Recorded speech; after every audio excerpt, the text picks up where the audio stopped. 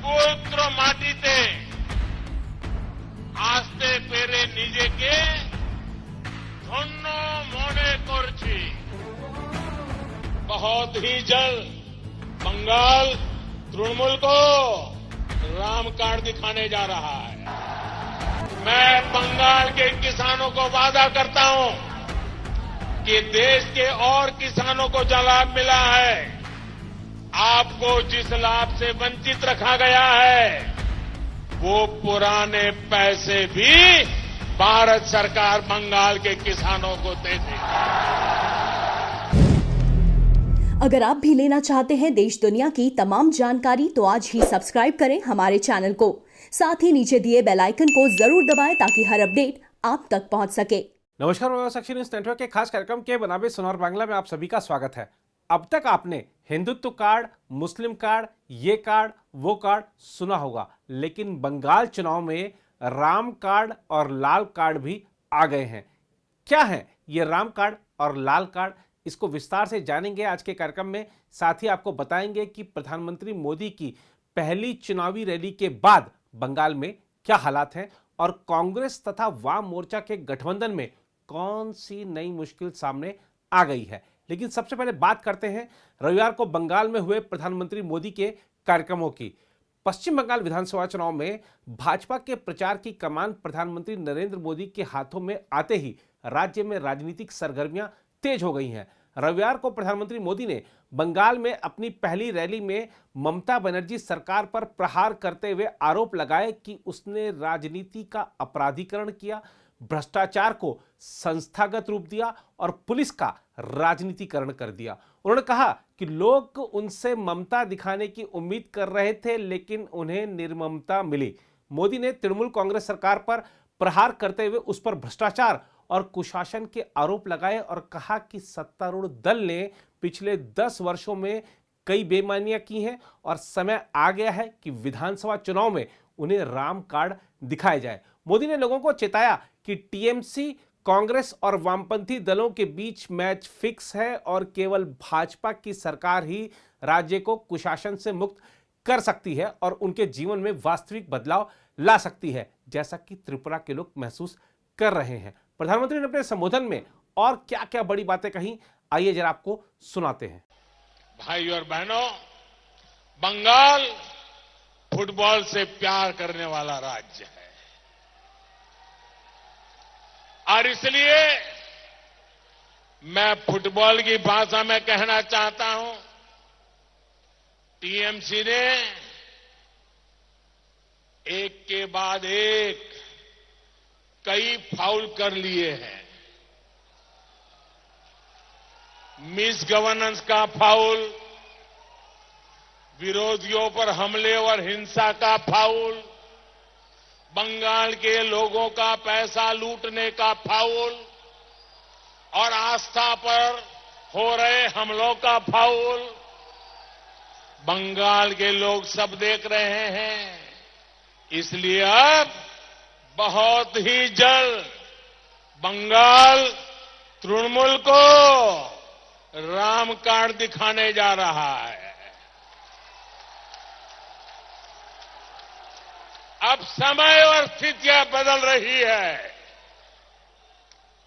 बुआ भतीजावाद को पश्चिम बंगाल से हटाने का मन आप लोग बना चुके हैं। टीएमसी के वो सभी साथी जो बुआ भतीजावाद से परेशान हैं, वो भी बंगाल की सेवा करने के लिए तड़प रहे हैं।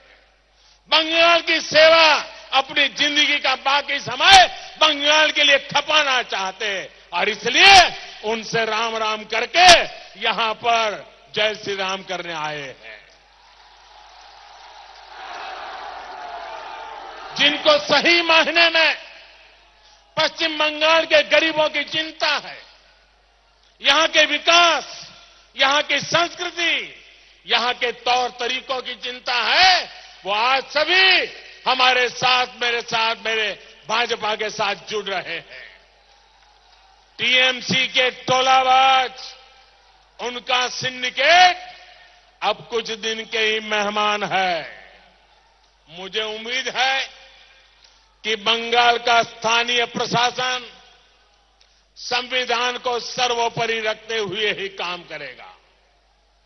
किसी को टीएमसी के टोलेबाजों से, टोलाबाजों से डरने की जरूरत नहीं।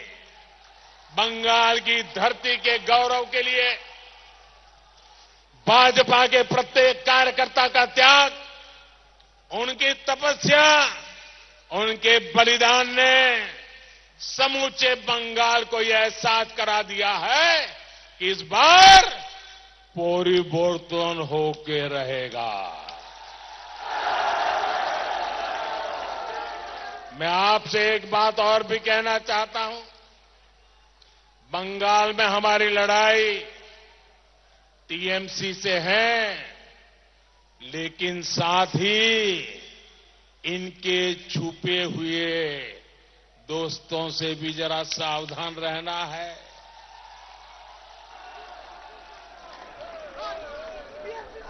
आप लोगों ने कई बार सुना होगा, खेल के अंदर मैच फिक्सिंग होता है, लेकिन अब लेफ्ट, कांग्रेस और तृणमूल मिलकर राजनीति में पर्दे के पीछे मैच फिक्सिंग कर रहे हैं।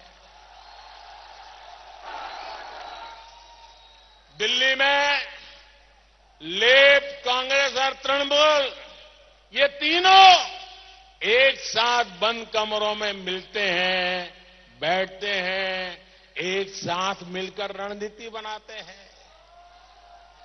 केरल में कांग्रेस और लेफ्ट ने मिलकर डील कर रखी है, 5 साल तुम लूटो, 5 साल हम लूटेंगे। लेकिन बंगाल में लेफ्ट और तृणमूल एक दूसरे से लड़ने का सिर्फ दिखावा करते हैं। इसलिए लेफ्ट और कांग्रेस को वोट देने का मतलब है ये पर्दे के पीछे जो खेल चल रहा है, उस खेल का शिकार हो जाना। हमें सजग रहना है और दूसरों को भी सजग करना है कि हमें इस धोखेबाजी का शिकार नहीं होना है।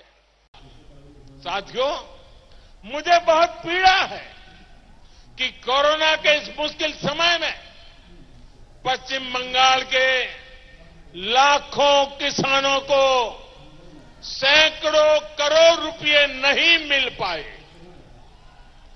कोरोना के दौरान देश भर के किसानों के बैंक खाते में पीएम सम्मान निधि के तहत हजारों करोड़ रुपए जमा किए गए।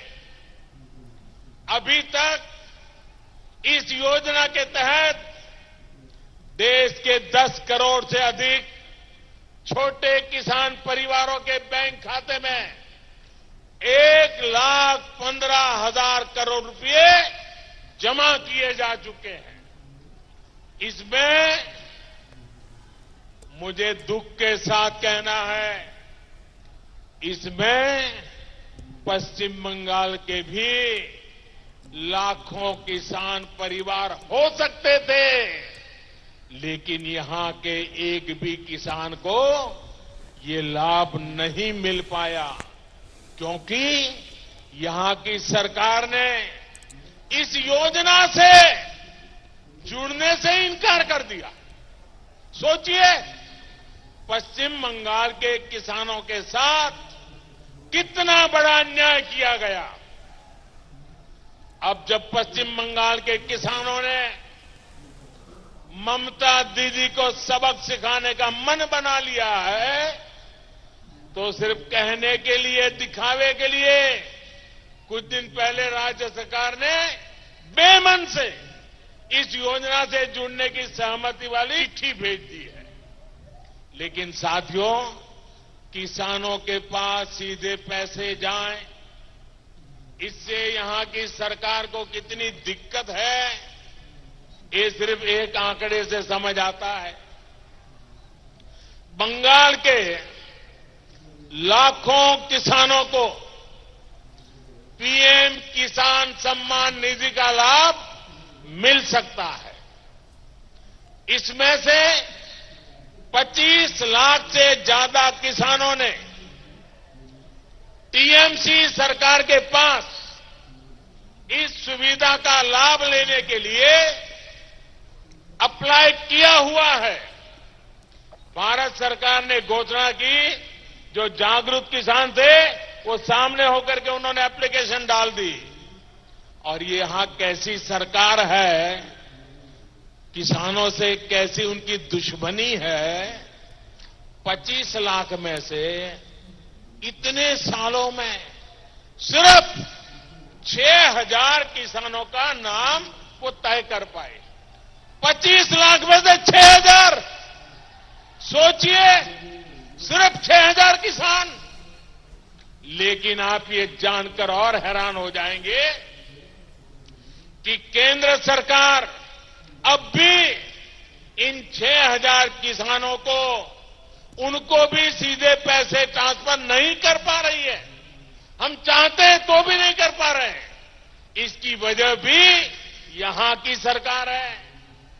टीएमसी सरकार ने अभी तक इन किसानों के खाते में पैसे ट्रांसफर करने के लिए राज्य एजेंसी का बैंक डिटेल केंद्र सरकार को दिया ही नहीं है। एक एक दिन करके ऐसे ही निकलता जा रहा है। मां माटी मानुष कहने वाली संवेदनहीनता बंगाल का हर किसान देख रहा है, महसूस कर रहा है। किसान के नाम पर कौन अपनी राजनीतिक रोटियां सेक रहा है और कौन किसानों के जीवन से एक एक परेशानी दूर करने के लिए दिन रात काम कर रहा है, ये देश पिछले 6 साल से देख रहा है। साथियों, बंगाल में आप दीदी से अपने अधिकार की बात पूछ देंगे तो वो बौखला जाती है, चिलमिला जाती है। यहां तक कि भारत माता की जय के नारे लगा दो तो भी वो नाराज हो जाती है। लेकिन देश के खिलाफ बोलने वाले कितना भी जहर उगल दे, दीदी को गुस्सा ही नहीं आता है। अभी आपने न्यूज में देखा होगा, इन दिनों भारत को बदनाम करने के लिए कैसे कैसे अंतर्राष्ट्रीय षड्यंत्र सामने आ रहे हैं, कैसी कैसी साजिशें खुल रही है। अब तो इस बात की प्लानिंग की जा रही है कि कैसे भारत को बदनाम करना है, कैसे भारत की छवि को बिगाड़ना है। साजिश करने वालों की बेचैनी इतनी ज्यादा है कि भारत को बदनाम करने के लिए वो चाय से जुड़ी भारत की पहचान पर हमला करने की बात कर रहे हैं। टी वर्कर्स की कड़ी मेहनत पर हमला करने का षड्यंत्र किया जा रहा है। योग जैसी भारत की विरासत, जिसे महर्षि अरबिंदो और स्वामी विवेकानंद जैसे अनगिनत महापुरुषों ने, ऋषियों मुनियों ने निस्वार्थ भाव से दुनिया तक पहुंचाया, उस योग पर हमला किया जा रहा है। लेकिन क्या आपने भारत के खिलाफ इन षड्यंत्रों पर, इन साजिशों पर दीदी के मुंह से एक भी वाक्य सुना है क्या? अनेक ऐसे हैं जिन्होंने, देश के लोगों ने दशकों तक सेवा का मौका दिया, वो भी या तो चुप है या इन षड्यंत्रों का समर्थन कर रहे हैं।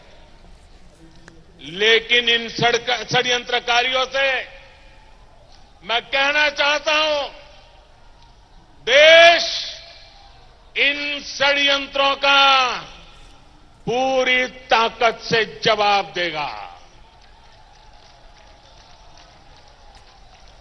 साथियों, मां माटी मानुष की बातें करने वालों में आज भारत माता के लिए आवाज बुलंद करने का साहस नहीं है। साहस इसलिए नहीं है क्योंकि इतने सालों में इन लोगों ने पॉलिटिक्स को क्रिमिनलाइज किया है, करप्शन को इंस्टीट्यूशनलाइज किया है और प्रशासन और पुलिस को पॉलिटिसाइज किया है। आपको याद होगा, अभी कुछ दिन पहले ही मारी जापी नरसंहार की दुखद बरसी थी। देश इस घटना को गरीबों और दलितों के इस नरसंहार को कभी नहीं भूलेगा। लेकिन बंगाल तृणमूल से ये पूछना चाहता है, जिन्होंने नंदीग्राम में गोलियां चलाई थी, जिन्होंने गरीबों का खून बहाया, आप उन्हीं को पार्टी में क्यों शामिल कर रही है? बंगाल पूछना चाहता है, क्या बंगाल का गरीब क्या केवल वोट लेने के लिए ही है? उधर तृणमूल कांग्रेस ने प्रधानमंत्री नरेंद्र मोदी द्वारा पार्टी प्रमुख ममता बनर्जी को लेकर की गई टिप्पणियों के लिए उन पर पलटवार करते हुए कहा कि वह आंदोलनरत किसानों के प्रति अपना रुख नरम करें और उनकी तरफ थोड़ी ममता दिखाएं। मोदी की टिप्पणी पर प्रतिक्रिया देते हुए तृणमूल कांग्रेस के वरिष्ठ सांसद और प्रवक्ता सौगत राय ने कहा कि बंगाल के लोग चुनाव में भाजपा को लाल कार्ड दिखाएंगे। तो अब देखना होगा कि प्रधानमंत्री की अपील पर पश्चिम बंगाल की जनता ममता दीदी को राम कार्ड दिखाती है या फिर तृणमूल की अपील पर जनता भाजपा को लाल कार्ड दिखाती है। इसके अलावा प्रधानमंत्री ने रविवार की रैली के बाद सोमवार को जब राज्यसभा में अपना संबोधन दिया, तब भी तृणमूल कांग्रेस और ममता बनर्जी सरकार को आड़े हाथ लिया। प्रधानमंत्री ने डेरेक ओब्रायन के भाषण पर प्रतिक्रिया देते हुए कहा कि वह जिस अराजकता की बात कर रहे थे वह तो बंगाल में दिखती है। प्रधानमंत्री ने नेताजी सुभाष चंद्र बोस को उद्धृत करते हुए कहा कि हमारा राष्ट्रवाद न तो संकीर्ण है और न ही आत्म केंद्रित है और न ही आक्रामक है। आज देशवासियों को भारत के राष्ट्रवाद पर चौतरफा हो रहे हमले से आगाह करना जरूरी है। भारत का राष्ट्रवाद ना तो संकीर्ण है, न स्वार्थी है और ना ही आक्रामक है। ये सत्यम शिवम सुंदरम के मूल्यों से प्रेरित है। अनकोट। आदरणीय सभापति जी, ये कोटेशन आजाद हिंद फौज की प्रथम सरकार के प्रथम प्रधानमंत्री नेताजी सुभाष चंद्र बोस। यही नहीं, प्रधानमंत्री मोदी ने ममता बनर्जी पर हमला बोलते हुए कहा कि उन्होंने पीएम किसान निधि योजना का लाभ बंगाल के लोगों को नहीं लेने दिया। इस प्रकार से हम एक योजना ले आए, प्रधानमंत्री सम्मान निधि योजना, सीधे किसान के खाते में, और ये गरीब किसान को जिसके पास कभी इस प्रकार की मदद नहीं पहुंची। 10 करोड़ ऐसे परिवार हैं जिनको इसका लाभ मिल गया। और अगर बंगाल में राजनीति आड़े न आती तो बंगाल के किसान भी अगर जुड़ गए होते तो ये आंकड़ा उससे भी ज्यादा होता। और अब तक 1,15,000 करोड़ रुपया इन किसानों के खाते में गया। दूसरी ओर कांग्रेस और वाम मोर्चे की बात करें तो कांग्रेस की पश्चिम बंगाल इकाई के प्रमुख अधीर रंजन चौधरी ने कहा है कि उनकी पार्टी आगामी विधानसभा चुनाव में सीटों के बंटवारे पर सभी मतभेदों को हल करने के लिए वाम मोर्चा के साथ वार्ता जारी रखेगी। अधीर रंजन चौधरी ने तीसरे दौर की बातचीत पूरी होने के बाद संवाददाताओं से कहा कि दोनों पक्षों ने चर्चा के दौरान अहम प्रगति की है। उन्होंने कहा कोई त्वरित समाधान नहीं हो सकता, हमारी बातचीत काफी आगे पहुंची है, दोनों पक्षों ने चर्चा में हिस्सा लिया, लेकिन दोनों की अपनी समझ और अपना आकलन है। आशा है कि इस संवाद के पूरा हो जाने के बाद हम शीघ्र ही बयान भी जारी करेंगे। माकपा नेता और वाम मोर्चा के अध्यक्ष विमान बोस ने भी कहा बहुत सारी सीटों पर सकारात्मक भावना से चर्चा हुई।